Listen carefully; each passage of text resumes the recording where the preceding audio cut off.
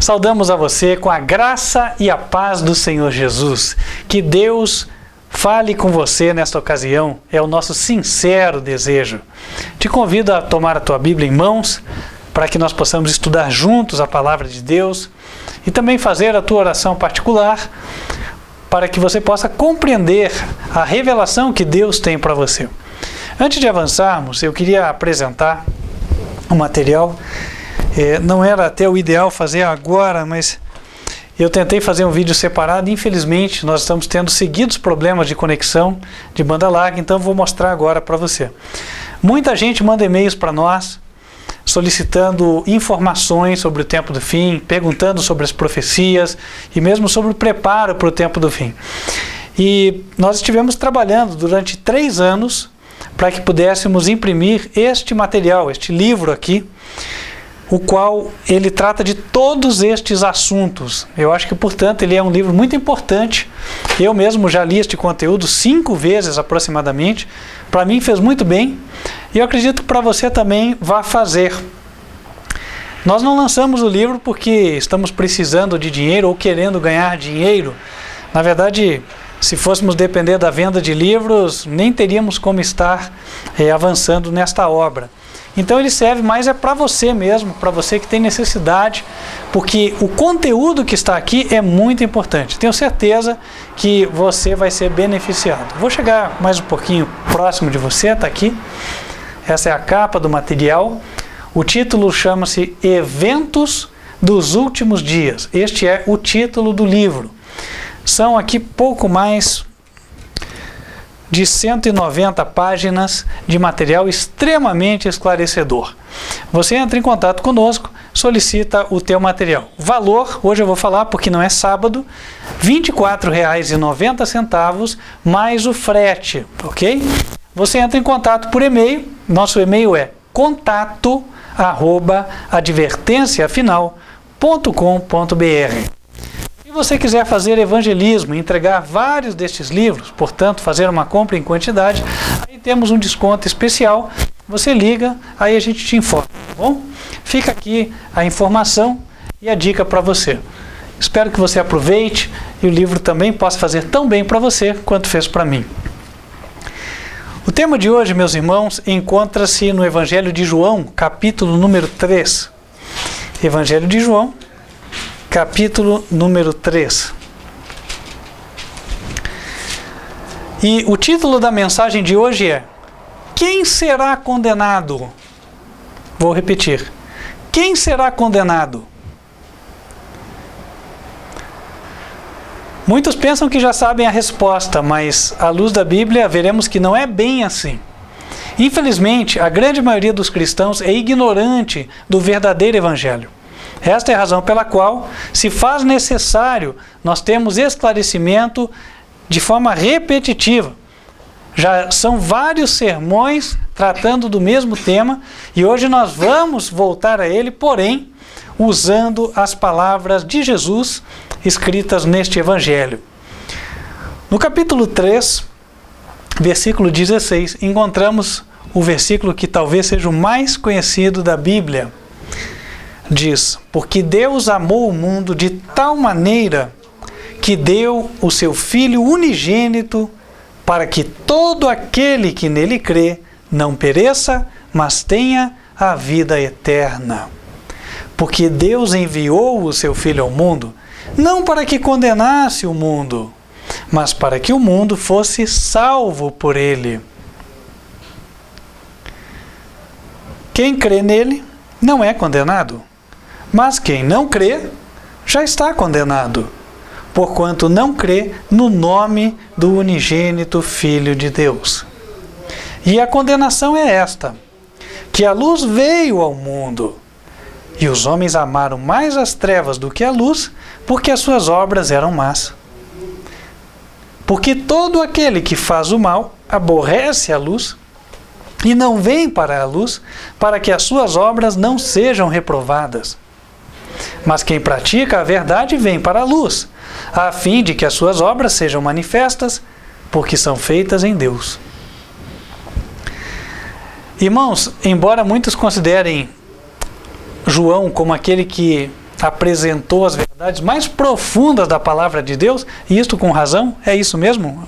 Haja visto o Apocalipse, foi escrito por João, e é de entendimento tão difícil para a maioria das pessoas, mas, ao mesmo tempo, ele é, se não o evangelho que traz em linguagem mais simples os ensinos de Jesus, ele é um dos que assim o faz.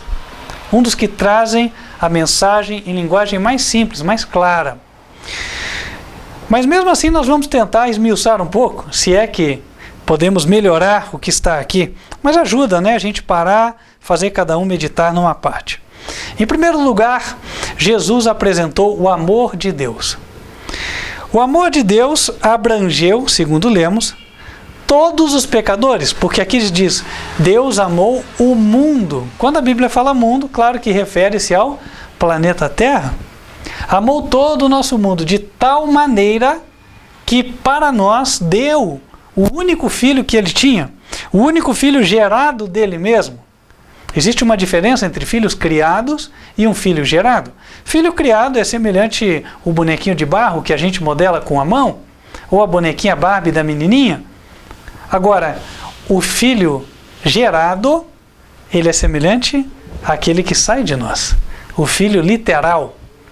E este Deus só tem um, o Senhor Cristo Jesus. Deus deu o seu Filho porque amou a todo mundo. Então aqui já mostra o seguinte, todos foram objetos do amor e da misericórdia de Deus. Ninguém ficou de fora.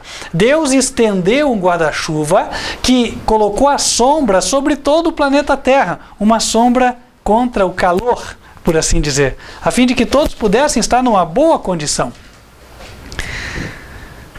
Mas, aqui diz, todo aquele então que nele crê, não perece, mas tem a vida eterna. O perdão, o amor de Deus foi estendido. Quem acredita é beneficiado. Só quem não acredita é que se auto-exclui. Consegue entender auto-excluir? Auto-excluir é mais ou menos assim. As criancinhas vão brincar de pega-pega, né? Quem quer brincar de pega-pega, põe o dedo aqui, que já vai fechar, não é assim? Daí o que acontece? Alguém fala, eu não vou, tô fora. Então o que essa criança fez? Ela se auto-excluiu. Ninguém excluiu ela. Ela estava inclusa ali, o chamado foi para todos. Mas ela saiu. Em vez de ela estar ali no convívio de todas, ela resolveu ficar de fora. E aí nós vamos direto à pergunta-chave deste sermão. Quem será condenado? Aqui nós vimos, quem será condenado é quem quer ser condenado. Quem quer ficar de fora. Quem ativamente se põe contra Deus. Ou Deus está atraindo e a pessoa está correndo de Deus. Nossa, mas pode isso acontecer? Pode. Como acontece? Nós vamos ver. Está explicado no texto bíblico. Mas aqui também fica uma boa nova. Isso quer dizer que quem não corre para longe de Deus será salvo. Então é mais fácil se salvar do que se perder, porque para se perder tem que se esforçar, você tem que sair correndo de Deus. E para salvar-se, basta você não resistir à atração de Deus. Talvez você me diga, mas não é bem assim, porque a vida cristã tem muitas dificuldades, a gente também tem que se esforçar. Bom, mas o esforço é com a ajuda de Deus, é bem diferente. Olha, eu me lembro de ter assistido, isso faz muitos anos, um vídeo sobre aquela estrada transamazônica, uma estrada que nunca deu certo, fala a verdade, né? Não exatamente porque não se construiu bem e tal, mas o local em si é difícil, porque a selva, ela é toda plana. Então, você conseguir assentar um local e a estrada ficar tão firme a ponto de suportar o peso dos caminhões é difícil. Acontece muitas vezes que havia o desmoronamento, aquela casca de asfalto era quebrada e o que sobrava era, barro, né? E aí muitas vezes nós vimos os caminhões atolados ali, esperando que um trator chegasse, amarrasse no caminhão e fizesse o quê? Puxasse. Então como é que funciona? Para quem já viveu essa situação sabe, não é que o motorista do caminhão desliga a chave e agora o trator faz todo o esforço. Não funciona assim. Ele liga o caminhão, não é assim?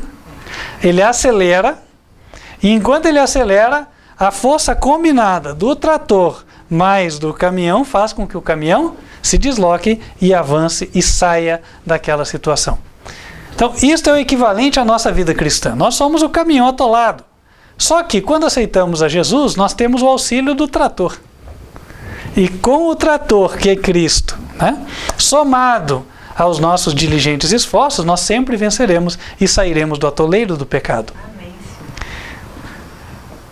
Agora, há aqueles que ativamente rejeitam, né? Eles não querem ficar ligados ao trator.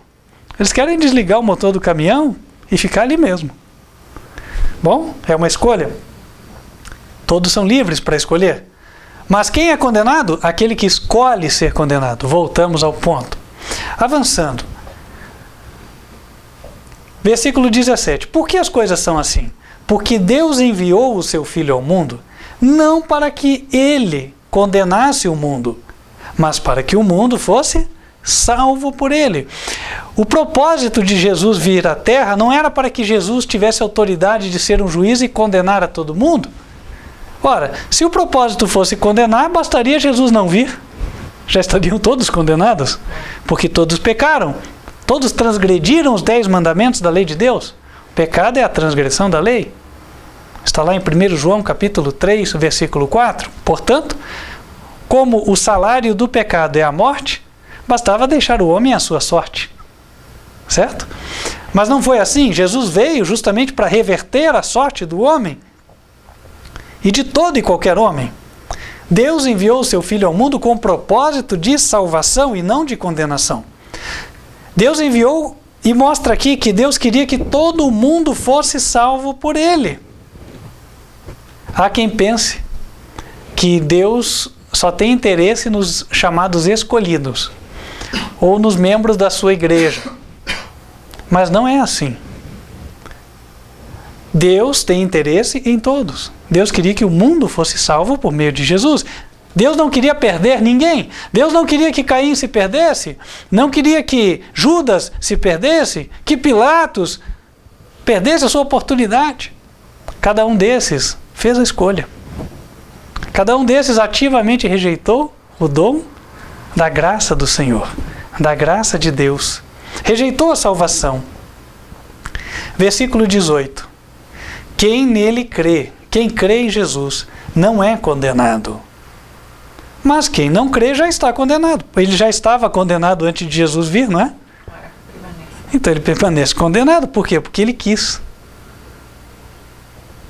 É condenado porque quer, por uma outra razão. Nós já estudamos outras vezes aqui, em outras ocasiões, que Deus já nos perdoou desde a eternidade. Foi quando ele projetou gerar o seu Filho para ser Jesus um instrumento de salvação para nós.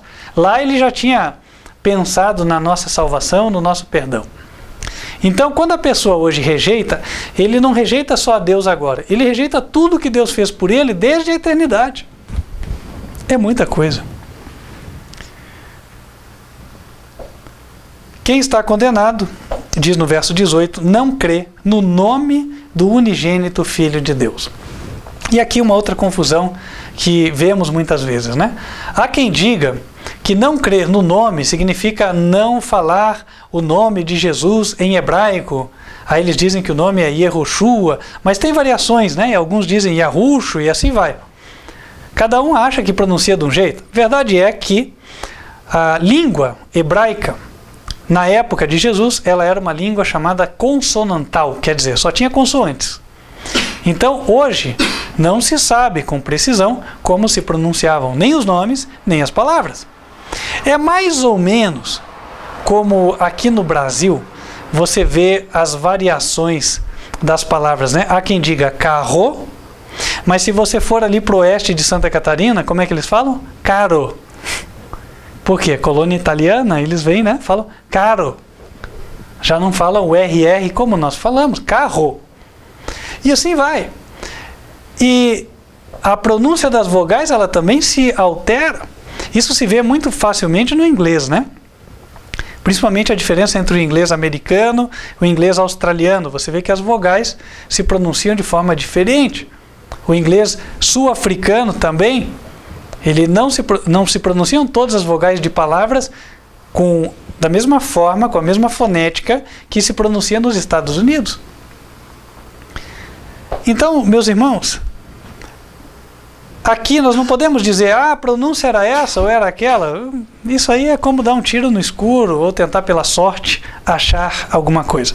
Nós somos aconselhados em 1 Coríntios, capítulo 4, versículo 6, a não ultrapassar o que está escrito. Então essa doutrina de nome de Jesus em hebraico, ela na verdade ela vem da cabeça das pessoas e não da palavra do Senhor. Razão pela qual nós não seguimos nesta crença aí. E por sinal, a questão de crer no nome do unigênito Filho de Deus, ela é explicada no verso 19 e em diante. Por quê? No versículo 18 ele diz: quem não crê está condenado porque não crê no nome do unigênito Filho de Deus, certo? Mas daí no verso 19 ele diz assim: a condenação é esta. Ou seja, o que significa não crer no nome de Jesus? Está explicado no verso 19. A luz veio ao mundo e os homens amaram mais as trevas do que a luz, porque as suas obras eram más. Então, não crer no nome de Jesus significa amar mais as trevas do que a luz. Trocando em miúdos, o que é isso? Vamos abrir em Salmos, capítulo 119, versículo 105. Lâmpada para os meus pés é a tua palavra e luz para o meu caminho. Então vamos lá, a luz é a palavra de Deus, é o que a Bíblia diz. Amar mais as trevas do que a luz significa amar mais o meu próprio pensamento do que a instrução da Bíblia.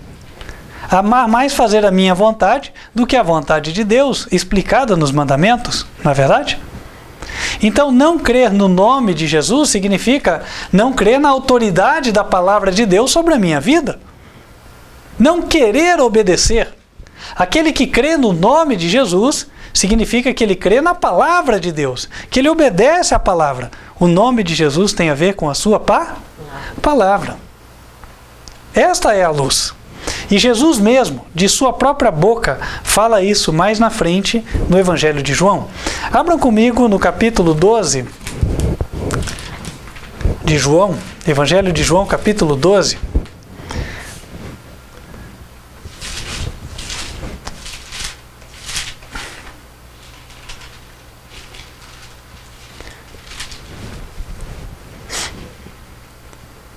Versículos 46 até 48. Jesus diz: eu sou a luz que vim ao mundo, para que todo aquele que crê em mim não permaneça nas trevas. E se alguém ouvir as minhas palavras e não crer, eu não o julgo. Verso 48. Quem me rejeitar a mim e não receber as minhas palavras, já tem quem o julgue.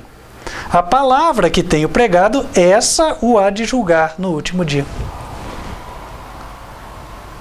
Quem que vai julgar a pessoa e condenar? A palavra. Ela é a luz. Crer no nome de Jesus quer dizer crer na palavra, obedecer. Quem não obedecer a palavra vai estar nas trevas, vai estar na classe daqueles que não creem no nome de Jesus. Portanto, crer no nome está associado a crer e obedecer a palavra de Deus, a palavra dada por meio de Jesus. Jesus fala: a palavra que tenho pregado, essa o há de julgar no último dia. Verso 49. Porque eu não tenho falado de mim mesmo, mas o Pai que me enviou, ele me deu mandamento sobre o que hei de dizer e sobre o que hei de falar. E sei que o seu mandamento é a vida eterna. Olha como ele se refere ao mandamento do Pai. Sei que o dele, do Pai, seu mandamento é a vida eterna. Portanto, o que eu falo como o Pai me tem dito. Aqui ele deixa claro a validade dos 10 mandamentos. Ele era só um transmissor das palavras do seu Pai, dos mandamentos do seu Pai. E olha que já estamos aqui no Novo Testamento. Não há como dizer, portanto, que os mandamentos caíram e Jesus instaurou a nova aliança com mandamentos diferentes. Pelo contrário, Jesus veio confirmar tudo o que estava escrito. Se você tem dúvidas, abra em casa a tua Bíblia em Mateus capítulo 5, versículos 17 até 19. Ele disse: não cuideis que eu vim revogar a lei. Não vim revogar, mas eu vim cumprir. E assim por diante. Irmãos, voltando a João capítulo 3, para nós concluirmos. Verso 19. A condenação é esta: que a luz veio ao mundo. Quando a luz veio ao mundo, pergunto, os homens estavam perdoados ou não estavam perdoados? Claro que estavam perdoados, por quê? Porque Jesus veio morrer pelo mundo inteiro, não é assim? E aí, ele deixou a luz da palavra de Deus à disposição de todos. Então a luz veio. Jesus veio e a sua palavra veio. Mas acontece que quando a sua palavra veio, muitas vezes, ela falou coisas que os homens não gostam de obedecer. Por exemplo, não furtarás. Mas o homem gosta de ganhar uma propininha, não é assim? De sonegar um imposto, de não dividir a herança, não dividir o que é justo para o outro, não dar ao trabalhador o que ele merece, e assim vai. E o homem está furtando. Então, quando a palavra vem dizendo não furtarás, muitos amam mais as trevas do que a luz. Até quando a Bíblia fala, né, o dízimo, tem muitos que amam mais as trevas do que a luz. Falam, não, Deus é tão amor que nunca vai pedir nada. Engraçado, né? Deus é o único que não pode pedir nada. A gente pode. Nós estamos pedindo para Ele todo dia, né? Então, meus irmãos, os homens é que ativamente se afastam de Deus. Como é que funciona? Você já não viu essa situação? Alguém vem e fala dos mandamentos de Deus. Aí ele fala uma, fala duas, fala três. Daqui a pouco as pessoas começam a evitar essa pessoa aí. Não é assim? Começa a evitar, parece que elas não têm mais prazer de ficar junto com aquele que sempre está lembrando dos mandamentos de Deus. É que nem o jovem rebelde que não quer ouvir as palavras da mãe que fica falando, filho, isso não está bom, isso aí não vai dar certo, não é assim? Muda, filho. E aí acontece que eles então se afastam. Este é o sentido da palavra. E é só desta forma que a pessoa pode se perder, se ela decidir se afastar. Versículo 20. Isso aqui está exposto com clareza meridiana. Isso quer dizer, como a luz do sol, né? Porque todo aquele que faz o mal aborrece a luz e não vem para a luz, para que as suas obras não sejam reprovadas. Todo o que faz o mal aborrece a luz, não vem para a luz, para que as suas obras não sejam reprovadas. Quem gosta de fazer o mal não gosta de conviver com quem faz o bem. O ímpio não gosta de conviver com o justo. Quem gosta de andar torto não gosta de ficar ao lado de quem anda reto. Por quê? Porque se sente condenado. No fundo, o frigir dos ovos é isso. Versículo 21. Mas quem pratica a verdade vem para a luz, a fim de que as suas obras sejam manifestas, porque são feitas em Deus. Se você tem prazer de estar nos acompanhando neste canal, é porque você ama obedecer a palavra. Porque aqui a palavra é pregada. Aqui os mandamentos de Deus, os 10, são exaltados. Então quem ama a verdade se aproxima da luz. Se a palavra está sendo pregada aqui, a pessoa se aproxima. Irmãos, aqui nós podemos ver como é que estamos nós nos caminhando para a salvação ou para a perdição. A escolha é nossa. Estamos nós buscando obedecer a Deus? Estamos nós buscando estar em contato, em comunhão com aqueles que obedecem a Deus? Ou estamos nós procurando andar no nosso próprio caminho? Um caminho contrário àquele ensinado na palavra do Senhor. Se este é o teu caso, você recebe hoje um convite para retroceder, para voltar. Ainda há tempo. Nós não sabemos até quando a graça e a misericórdia de Deus estarão estendidas sobre todos. Nossa história de vida pode encerrar-se amanhã, nós não sabemos. Razão pela qual importa estar preparado hoje, quer dizer, preciso estar preparado agora. Se Jesus viesse hoje para mim, ou seja, se eu fechasse os meus olhos para abrir só na segunda vinda de Cristo, então eu deveria estar de consciência tranquila. Gostaria você de estar de consciência tranquila diante de Deus? Se este é o teu sincero desejo, nós queremos orar por você nesta ocasião. Vamos nos ajoelhar e vamos falar com Deus.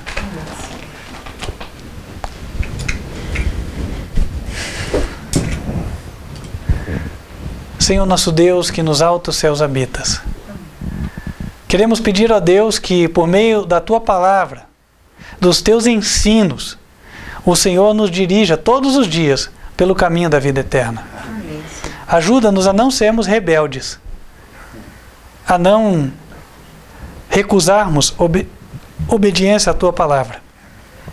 Dai-nos esta força, dai-nos este valor, que nós, com o auxílio de Cristo, possamos andar sempre em obediência e vencendo. Abençoa cada irmão que nos assiste, cada um dos que aqui estão, e que todos, ó Deus, possam conquistar muitas vitórias espirituais, a fim de que possam pôr os pés no céu em breve como vencedores. Senhor, abençoa aquele irmão, aquela irmã que está nos assistindo e, ao ouvir esta palavra, percebeu que estava no caminho da condenação, que estava se afastando de Ti e da Tua palavra. Que hoje, Senhor, seja o dia de decidir-se para voltar atrás, para se arrepender e retroceder. E assim, ó Deus, que mais esta alma seja recebida nos portais celestiais. Te pedimos estas bênçãos em nome de Cristo Jesus. Amém. Amém. Queria estender o convite para você que nos assiste. Se você tem se aproximado deste ministério, porque percebe ser aqui o local onde a palavra do Senhor é ensinada como deve-se. Se você gostaria de estar unido a este ministério, a este povo que está se preparando para a segunda vinda de Jesus, solicite um contato. Entre em contato conosco. Eu vou passar o e-mail. Escreva para nós. Vai ser uma alegria poder te ajudar. Sei que os crentes, na verdade presente, estão espalhados por esta terra. Não são muitos. Mas o apóstolo Paulo diz, não deixe a vossa congregação. Isto quer dizer, busque congregar-se com aqueles que têm a mesma fé. Nosso contato, e-mail, ou por e-mail é contato@advertenciafinal.com.br. Esperamos que você possa nos escrever. Estamos à disposição. Fecha os teus olhos, vamos invocar as bênçãos do Senhor sobre a tua vida antes de encerrarmos esta transmissão. Que o Senhor te abençoe e te guarde. Que o Senhor faça resplandecer o seu rosto sobre ti e de ti tenha misericórdia. Que o Senhor levante sobre ti o seu rosto e te dê a paz. Amém. Amém. Estamos despedidos em nome do Senhor Jesus e lembre-se, nosso próximo encontro está pré-marcado para sábado, a partir de 15 para as 10 para as criancinhas, escolinha advertência final, e 15 para as 11 da manhã, com os adultos, a mensagem do culto. Você nos assiste pelo canal youtube.com/TV Advertência Final ou pelo site, isso ao vivo, advertenciafinal.com.br. Fique com Deus e até lá.